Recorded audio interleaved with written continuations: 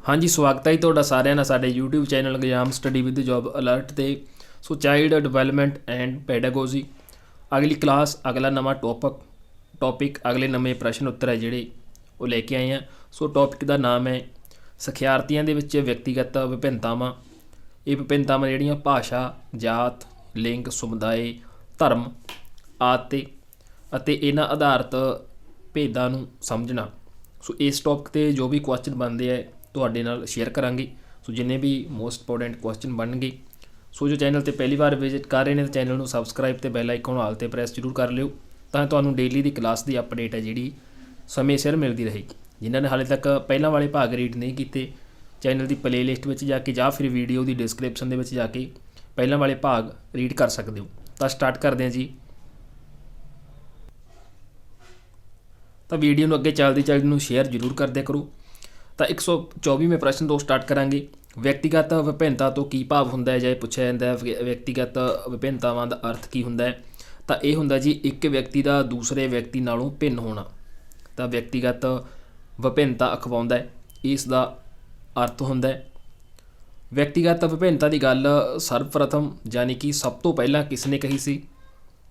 ਤਾਂ ਇਹ ਮਨੋਵਿਗਿਆਨੀ ਹੋਏ ਨੇ ਅਰਸਤੂ। ਤਾਂ ਇਹਨਾਂ ਨੇ ਸਭ ਤੋਂ ਪਹਿਲਾਂ ਵਿਅਕਤੀਗਤ ਵਿਭਿੰਨਤਾ ਦੀ ਗੱਲ ਹੈ ਜਿਹੜੀ ਕਹੀ ਸੀ। ਅਗਲਾ ਪ੍ਰਸ਼ਨ ਹੈ, ਵਿਅਕਤੀ ਦੇ ਵਿਵਹਾਰ ਵਿੱਚ ਭਿੰਨਤਾ ਨੂੰ ਕਿਵੇਂ ਦੇਖਿਆ ਜਾ ਸਕਦਾ ਹੈ? ਤਾਂ ਇਹ ਦੇਖਿਆ ਜਾ ਸਕਦਾ ਜੀ ਵਿਸ਼ੇਸ਼ਤਾਵਾਂ ਦੇ ਰੂਪ ਦੇ ਵਿੱਚ।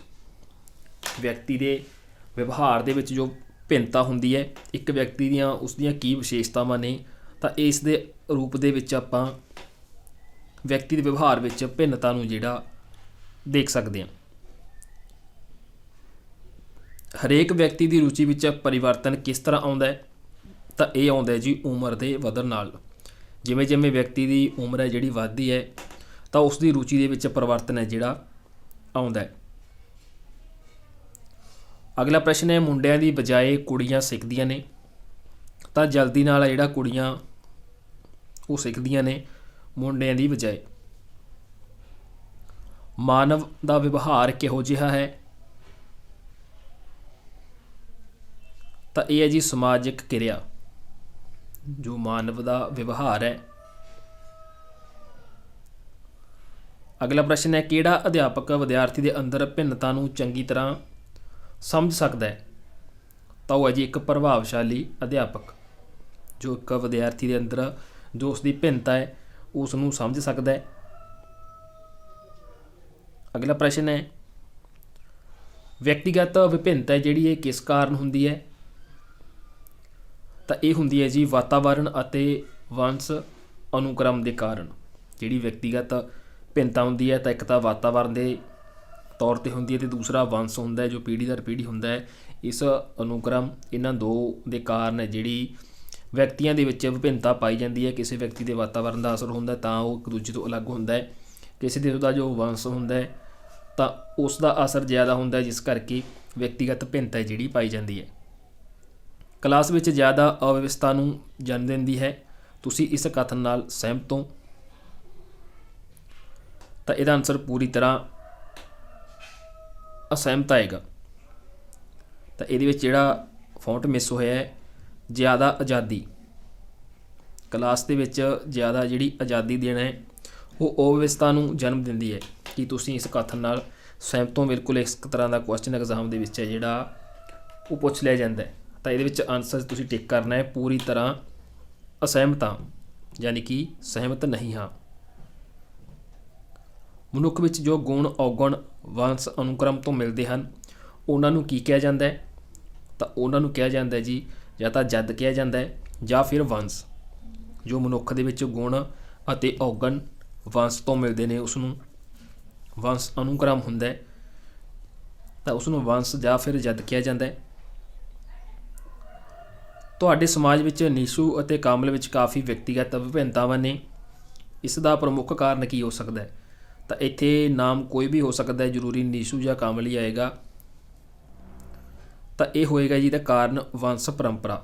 ਉਹਨਾਂ ਦਾ ਜੋ ਵੰਸ਼ ਹੈ, ਹੈਰੀਡਿਟੀ ਹੈ, ਇਹ ਅਲੱਗ ਹੈ। ਇਸੀ ਕਾਰਨ ਹੈ ਜਿਹੜਾ ਉਹਨਾਂ ਵਿੱਚ ਵਿਅਕਤੀਗਤ ਵਿਭਿੰਨਤਾ ਜਿਹੜੀ ਪਾਈ ਜਾਂਦੀ ਹੈ। ਇੱਕ ਵਿਅਕਤੀ ਦਾ ਦੂਸਰੇ ਵਿਅਕਤੀ ਨਾਲੋਂ ਅੰਤਰ ਇੱਕ ਸਰਵ ਵਿਆਪਕ ਪ੍ਰਕਿਰਿਆ ਹੈ। ਇਹ ਕਥਨ ਕਿਸ ਦਾ ਹੈ, ਲਾਈਨ ਕਿਸ ਨੇ ਕਹੀ ਹੋਈ ਹੈ? ਤਾਂ ਇਹ ਕਹੀ ਹੈ ਜੀ ਟਾਇਲਰ ਨੇ। ਤਾਂ ਟਾਇਲਰ ਨਹੀਂ ਹੈ, ਟਾਇਲਰ ਹੈ। ਟਾਇਲਰ ਮਨੋਵਿਗਿਆਨੀ ਹੋਏ ਨੇ। ਕਿਸ ਨੇ ਵੰਸ਼ਕ੍ਰਮ ਨੂੰ ਵਿਅਕਤੀਗਤ ਵਿਭਿੰਨਤਾ ਦਾ ਪ੍ਰਮੁੱਖ ਕਾਰਨ ਹੈ ਜਿਹੜਾ ਉਹ ਮੰਨਿਆ? ਤਾਂ ਇਹ ਮੰਨਿਆ ਜੀ ਮਨ ਨੇ। ਮਨ ਹੈ ਜੋ ਮਨੋਵਿਗਿਆਨੀ ਹੋਏ ਨੇ। ਤਾਂ ਇਹਨਾਂ ਨੇ ਜਿਹੜਾ ਵੰਸ਼ਕ੍ਰਮ ਨੂੰ ਵਿਅਕਤੀਗਤ ਵਿਭਿੰਨਤਾ ਦਾ ਮੁੱਖ ਕਾਰਨ ਹੈ ਜਿਹੜਾ ਮੰਨਿਆ ਕਿ ਵਿਅਕਤੀ ਦੇ ਵਿੱਚ ਜੋ ਵਿਅਕਤੀ ਨੇ ਤਾਂ ਇਹਨਾਂ ਦੇ ਵਿੱਚ ਵਿਭਿੰਨਤਾ ਜਿਹੜੀ ਆਉਂਦੀ ਹੈ ਉਹ ਮੁੱਖ ਕਾਰਨ ਹੈ ਉਹਨਾਂ ਦੇ ਵੰਸ਼ਕ੍ਰਮ ਦੇ ਨਾਲ। ਵਿਅਕਤੀਗਤ ਵਿਭਿੰਨਤਾ ਦਾ ਮੁੱਖ ਕਾਰਨ ਕਿਹੜਾ ਹੈ ਜਾਂ ਹੇਠ ਲਿਖਿਆਂ ਵਿੱਚੋਂ ਇੱਕ ਦੱਸਣਾ ਹੈ ਤਾਂ ਉਹ ਆਏਗਾ ਜੀ ਜੈਨੇਟਿਕ ਪ੍ਰਭਾਵ, ਜੈਨੇਟਿਕ ਇਫੈਕਟ ਜਿਹਨੂੰ ਕਿਹਾ ਜਾਂਦਾ ਹੈ, ਜੋ ਵਿਅਕਤੀਗਤ ਭਿੰਨਤਾ ਦਾ ਮੁੱਖ ਕਾਰਨ ਹੈ। ਇਹ ਕਿਸ ਮਨੋਵਿਗਿਆਨਕ ਦਾ ਕਥਨ ਹੈ ਕਿ ਵਾਤਾਵਰਨ ਉਹ ਬਾਹਰੀ ਸ਼ਕਤੀ ਹੈ ਜੋ ਸਾਨੂੰ ਪ੍ਰਭਾਵਿਤ ਕਰਦੀ ਹੈ? ਤਾਂ ਉਹ ਹੈ ਜੀ ਰੌਸ ਦਾ। ਇਹਨਾਂ ਨੇ ਕਿਹਾ ਸੀਗਾ ਇਹ ਕਿ ਵਾਤਾਵਰਨ ਹੀ ਬਾਹਰੀ ਸ਼ਕਤੀ ਹੈ ਜੋ ਸਾਨੂੰ ਪ੍ਰਭਾਵਿਤ ਕਰਦੀ ਹੈ। ਅਗਲਾ ਪ੍ਰਸ਼ਨ ਹੈ ਕਿਸ ਉਮਰ ਤੋਂ ਪਹਿਲਾਂ ਲੜਕੇ ਲੜਕੀਆਂ ਨੂੰ ਯੌਨ ਦੀ ਜਾਣਕਾਰੀ ਪ੍ਰਾਪਤ ਹੋ ਜਾਣੀ ਚਾਹੀਦੀ ਹੈ? ਤਾਂ ਇਹ ਹੈ ਜੀ ਕਿਸ਼ੋਰ ਅਵਸਥਾ ਤੋਂ ਪਹਿਲਾਂ ਲੜਕੇ ਲੜਕੀਆਂ ਨੂੰ ਯੌਨ ਦੀ ਜਾਣਕਾਰੀ ਹੈ ਜਿਹੜੀ ਉਹ ਪ੍ਰਾਪਤ ਹੋ ਜਾਣੀ ਚਾਹੀਦੀ ਹੈ। ਅੰਤਰਮੁਖੀ ਅਤੇ ਬਾਹਰਮੁਖੀ ਵਿਅਕਤੀਤਵ ਦਾ ਵਰਗੀਕਰਨ ਕਿਸ ਨੇ ਕੀਤਾ ਸੀ? ਤਾਂ ਇਹ ਕੀਤਾ ਸੀਗਾ ਜੀ ਜੁੰਗ ਨੇ, ਜੋ ਮਨੋਵਿਗਿਆਨੀ ਹੋਏ ਨੇ। ਅਗਲਾ ਪ੍ਰਸ਼ਨ ਹੈ ਕਿਸ ਬੱਚੇ ਦਾ ਵਿਅਕਤੀਤਵ ਵੰਸ਼ ਪਰੰਪਰਾ ਅਤੇ ਵਾਤਾਵਰਨ ਦਾ ਕਿਉਂ ਜਿਹੜਾ ਹੁੰਦਾ ਹੈ? ਤਾਂ ਇਹ ਕੁਐਸਚਨ ਜਿਹੜਾ ਸਹੀ ਟਾਈਪ ਨਹੀਂ ਹੋਇਆ, ਸੋ ਇਹਦਾ ਆਨਸਰ ਬਣੇਗਾ ਗੁਣਾਤਮਕ ਪ੍ਰਤੀਰੂਪ। ਇਹ ਛੱਡ ਦਿਓ। ਅਗਲਾ ਪ੍ਰਸ਼ਨ ਹੈ ਵਾਤਾਵਰਨ ਸਿੱਖਿਆ ਨੂੰ ਸਕੂਲਾਂ ਵਿੱਚ ਪਾਠਕ੍ਰਮ ਦਾ ਅੰਗ ਬਣਾਇਆ ਗਿਆ। ਕਿਉਂ ਬਣਾਇਆ ਗਿਆ? ਕਿਉਂਕਿ ਵਾਤਾਵਰਨ ਜੀਵਨ ਦਾ ਮਹੱਤਵਪੂਰਨ ਅੰਗ ਹੈ। ਇਸ ਕਰਕੇ ਜੋ ਵਾਤਾਵਰਨ ਸਿੱਖਿਆ ਹੈ ਤਾਂ ਇਸ ਨੂੰ ਸਕੂਲਾਂ ਦੇ ਵਿੱਚ ਪਾਠਕ੍ਰਮ ਦਾ ਇੱਕ ਅੰਗ ਬਣਾਇਆ ਗਿਆ, ਸਿਲੇਬਸ ਦੇ ਵਿੱਚ ਐਡ ਕੀਤਾ ਗਿਆ। ਵਿਦਿਆਰਥੀਆਂ ਦੀ ਭਾਸ਼ਾ ਦੇ ਉਚਿਤ ਵਿਕਾਸ ਲਈ ਹੇਠ ਲਿਖਿਆਂ ਵਿੱਚੋਂ ਕਿਹੜਾ ਕਾਰਜਕ੍ਰਮ ਪ੍ਰਭਾਵਸ਼ਾਲੀ ਹੈ? ਤਾਂ ਉਹ ਹੈ ਜੀ ਵਾਦ ਵਿਵਾਦ ਮੁਕਾਬਲੇ। ਅਗਰ ਵਾਦ ਵਿਵਾਦ ਹੋਏਗਾ ਕਲਾਸ ਦੇ ਵਿੱਚ ਕਿਸੇ ਟੌਪਿਕ 'ਤੇ ਤਾਂ ਇਸ ਨਾਲ ਬੱਚਿਆਂ ਦੀ ਜੋ ਭਾਸ਼ਾ ਹੋਏਗੀ ਤਾਂ ਉਸ ਦਾ ਉਚਿਤ ਵਿਕਾਸ ਹੈ ਜਿਹੜਾ ਹੋਏਗਾ। ਸੋ ਇਸ ਕਰਕੇ ਇੱਕ ਇਹ ਕਾਰਜਕ੍ਰਮ ਹੈ ਜਿਹੜਾ ਪ੍ਰਭਾਵਸ਼ਾਲੀ ਮੰਨਿਆ ਜਾਂਦਾ ਹੈ। ਅਗਲਾ ਪ੍ਰਸ਼ਨ ਹੈ ਕਮਜ਼ੋਰ ਦਿਮਾਗ ਦਾ ਕਿੰਨੇ ਪ੍ਰਤੀਸ਼ਤ ਹਿੱਸਾ ਜਿਹੜਾ ਵਿਰਾਸਤ ਤੋਂ ਮਿਲਦਾ ਹੈ? ਤਾਂ ਉਹ ਹੈ ਜੀ 60%। ਜੋ ਦਿਮਾਗ ਦਾ ਹਿੱਸਾ ਹੈ, ਕਮਜ਼ੋਰ ਦਿਮਾਗ ਦਾ ਹਿੱਸਾ ਹੈ, ਉਹ ਵਿਰਾਸਤ ਤੋਂ ਮਿਲਦਾ ਹੈ। ਅਗਲਾ ਪ੍ਰਸ਼ਨ ਹੈ ਇੱਕ ਵਿਦਿਆਰਥੀ ਜਮਾਤ ਦੇ ਵਿੱਚ ਕਾਫੀ ਹੁਸ਼ਿਆਰ ਅਤੇ ਨਿਮਰ ਸੀ ਪਰ ਕੁਝ ਹੀ ਸਮੇਂ ਵਿੱਚ ਉਹ ਬਿਲਕੁਲ ਹੀ ਬਦਲ ਗਿਆ। ਇਸ ਦਾ ਕੀ ਕਾਰਨ ਹੋ ਸਕਦਾ ਹੈ? ਤਾਂ ਇਹਦਾ ਕਾਰਨ ਹੈਗਾ ਜੀ ਅਧਿਆਪਕ ਦਾ ਉਸ ਨੂੰ ਡਾਂਟਣਾ। ਵਿਅਕਤੀਗਤ ਭਿੰਨਤਾ ਦਾ ਕੀ ਕਾਰਨ ਹੁੰਦਾ ਹੈ? ਵਾਤਾਵਰਨ ਅਤੇ ਵੰਸ਼। ਤਾਂ ਸਟਾਰਟਿੰਗ ਤੋਂ ਤੁਹਾਨੂੰ ਦੱਸਿਆ ਇਹ ਦੋ ਤਰ੍ਹਾਂ ਨਾਲ ਵਿਅਕਤੀਆਂ ਦੇ ਵਿੱਚ ਵਿਭਿੰਨਤਾਵਾਂ ਹੁੰਦੀਆਂ ਨੇ। ਇੱਕ ਵਾਤਾਵਰਨ ਦੇ ਕਾਰਨ ਅਲੱਗੋ ਅਲੱਗ ਵਾਤਾਵਰਨ ਮਿਲਦਾ ਵਿਅਕਤੀ ਨੂੰ, ਤੇ ਦੂਸਰਾ ਉਸਦਾ ਵੰਸ਼ ਹੁੰਦਾ ਜੋ। ਲੜਕੀਆਂ ਦੇ ਮੁਕਾਬਲੇ ਲੜਕੇ ਵਧੇਰੇ ਹੁੰਦੇ ਨੇ ਤਾਂ ਇਹ ਝਗੜਾਲੂ ਹੁੰਦੇ ਨੇ ਲੜਕੀਆਂ ਦੇ ਮੁਕਾਬਲੇ। ਖੇਡ ਰੁਚੀਆਂ ਮੁੰਡਿਆਂ ਅਤੇ ਕੁੜੀਆਂ ਵਿੱਚ ਵੱਖ-ਵੱਖ ਹੁੰਦੀਆਂ ਨੇ। ਇਸ ਦਾ ਕੀ ਕਾਰਨ ਹੁੰਦਾ ਹੈ? ਖੇਡਾਂ ਦੀਆਂ ਰੁਚੀਆਂ, ਕਿਉਂਕਿ ਇਹਨਾਂ ਵਿੱਚ ਲਿੰਗ ਭਿੰਨਤਾ ਜਿਹੜੀ ਹੁੰਦੀ ਹੈ, ਇਸ ਕਰਕੇ ਮੁੰਡਿਆਂ ਦੀਆਂ ਹੋਰ ਖੇਡਾਂ ਦੇ ਵਿੱਚ ਰੁਚੀਆਂ ਹੁੰਦੀਆਂ ਨੇ, ਕੁੜੀਆਂ ਦੀਆਂ ਹੋਰ ਖੇਡਾਂ ਦੇ ਵਿੱਚ। ਸੋ ਇਸ ਦਾ ਇੱਕੋ ਇੱਕ ਕਾਰਨ ਹੁੰਦਾ ਹੈ, ਉਹ ਹੁੰਦਾ ਜੀ ਲਿੰਗ ਭਿੰਨਤਾ। ਮਨੁੱਖੀ ਸੁਭਾਅ ਕੀ ਹੈ? ਤਾਂ ਇਹ ਹੈ ਜੀ ਇੱਕ ਗੁੰਝਲਦਾਰ ਮਨੁੱਖ ਦਾ ਜੋ ਸੁਭਾਅ ਹੈ। ਮੋਟੇ ਤੌਰ 'ਤੇ ਵਿਅਕਤੀਗਤ ਵਿਭੇਦ ਨੂੰ ਕਿੰਨੇ ਭਾਗਾਂ ਦੇ ਵਿੱਚ ਵੰਡਿਆ ਗਿਆ? ਤਾਂ 2 ਭਾਗਾਂ ਦੇ ਵਿੱਚ ਵੰਡਿਆ ਗਿਆ। ਕਲਾਸ ਵਿੱਚ ਵੀਡੀਓ ਕੈਸਟ ਦਿਖਾਉਣ ਤੋਂ ਪਹਿਲਾਂ ਕੈਸਟ ਦੇ ਵਿਸ਼ੇ ਦੀ ਜਾਣਕਾਰੀ ਵਿਦਿਆਰਥੀਆਂ ਨੂੰ ਦੇਣੀ ਚਾਹੀਦੀ ਹੈ। ਕੀ ਤੁਸੀਂ ਇਸ ਕਥਨ ਨਾਲ ਸਹਿਮਤ ਹੋ? ਤਾਂ ਇਹਦਾ ਆਨਸਰ ਹਾਂ 'ਚ ਆਏਗਾ। ਤਾਂ ਜ਼ਰੂਰ ਦੇਣੀ ਚਾਹੀਦੀ ਹੈ। ਜੋ ਵੀ ਕਲਾਸ ਦੇ ਵਿੱਚ ਤੁਸੀਂ ਵੀਡੀਓ ਕੈਸਟ ਦਿਖਾਉਣ ਜਾ ਰਹੇ ਹੋ ਤਾਂ ਉਸ ਕੈਸਟ ਦਾ ਵਿਸ਼ਾ ਕੀ ਹੈ, ਤਾਂ ਇਸ ਦੀ ਜਾਣਕਾਰੀ ਵਿਦਿਆਰਥੀਆਂ ਨੂੰ ਪਹਿਲਾਂ ਜਿਹੜੀ ਦੀ ਦੇਣੀ ਚਾਹੀਦੀ ਹੈ।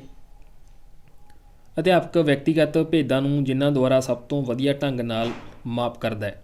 ਕਿਹਨਾਂ ਨਾਲ ਕਰਦਾ ਜੀ? ਉਹ ਕਰਦਾ ਹੈ ਮਨੋਵਿਗਿਆਨਕ ਪ੍ਰੀਖਣਾਂ ਦੇ ਦੁਆਰਾ। ਇੱਕ ਅਧਿਆਪਕ ਹੈ ਜਿਹੜਾ ਵਿਅਕਤੀਗਤ ਭੇਦਾਂ ਨੂੰ ਸਭ ਤੋਂ ਵਧੀਆ ਢੰਗ ਨਾਲ ਮਾਪ ਸਕਦਾ ਹੈ। ਹਾਂਜੀ, ਤਾਂ ਇਸ ਟੌਪਿਕ ਨਾਲ ਬਣਦੇ ਇੰਪੋਰਟੈਂਟ ਕੁਐਸਚਨ ਸੀਗੇ ਜੋ ਤੁਹਾਨੂੰ ਪ੍ਰੋਵਾਈਡ ਕੀਤੇ ਹੈ। ਕੱਲ੍ਹ ਅਗਲੇ ਨਵੇਂ ਪ੍ਰਸ਼ਨ ਉੱਤਰ ਜਿਹੜੇ ਤੁਹਾਡੇ ਨਾਲ ਸ਼ੇਅਰ ਕਰਾਂਗੇ।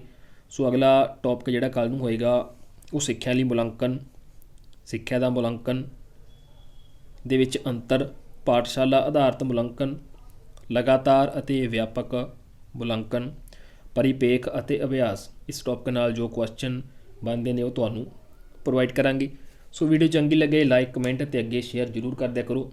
ਬਾਕੀ ਜੋ ਚੈਨਲ 'ਤੇ ਪਹਿਲੀ ਵਾਰ ਵਿਜ਼ਿਟ ਕਰਨੇ ਤਾਂ ਚੈਨਲ ਨੂੰ ਸਬਸਕ੍ਰਾਈਬ ਅਤੇ ਬੈਲ ਆਈਕਨ ਆਲ 'ਤੇ ਪ੍ਰੈਸ ਕਰਨਾ ਨਾ ਭੁੱਲਣਾ, ਤਾਂ ਤੁਹਾਨੂੰ ਡੇਲੀ ਕਲਾਸ ਦੀ ਅਪਡੇਟ ਹੈ ਜਿਹੜੀ ਸਮੇਂ ਸਿਰ ਮਿਲਦੀ ਰਹੇ। ਤਾਂ ਜਲਦੀ MCQ ਕੁਐਸਚਨ ਵੀ ਸਟਾਰਟ ਕਰਾਂਗੇ। ਸੋ ਇਸ ਤੋਂ ਇਲਾਵਾ ਮਾਸਟਰ ਕੇਡਰ ਦੀਆਂ ਵੈਕੈਂਸੀਆਂ ਨੂੰ ਲੈ ਕੇ ਨੋਟੀਫਿਕੇਸ਼ਨ ਹੈ ਜਿਹੜਾ ਜਲਦੀ ਆਊਟ ਹੋ ਜਾਏਗਾ। ਮੁੱਖ ਮੰਤਰੀ ਵੱਲੋਂ ਮਨਜ਼ੂਰੀ ਮਿਲ ਚੁੱਕੀ ਹੈ। ਬਾਕੀ ਹਲੇ ਕਲੀਅਰ ਨਹੀਂ ਹੋਇਆ ਕਿ ਕਿਹੜੇ ਸਬਜੈਕਟ ਨੂੰ ਕਿੰਨੀਆਂ ਪੋਸਟਾਂ ਆਉਣਗੀਆਂ। ਸੋ ਜਲਦੀ ਟਾਈਮ ਕੱਢ ਕੇ ਜਿਹੜਾ ਮਾਸਟਰ ਕੇਡਰ ਦੀ ਕਲਾਸ ਤੁਹਾਡੇ ਲਈ ਸਟਾਰਟ ਕਰਾਂਗੇ। ਧੰਨਵਾਦ ਜੀ।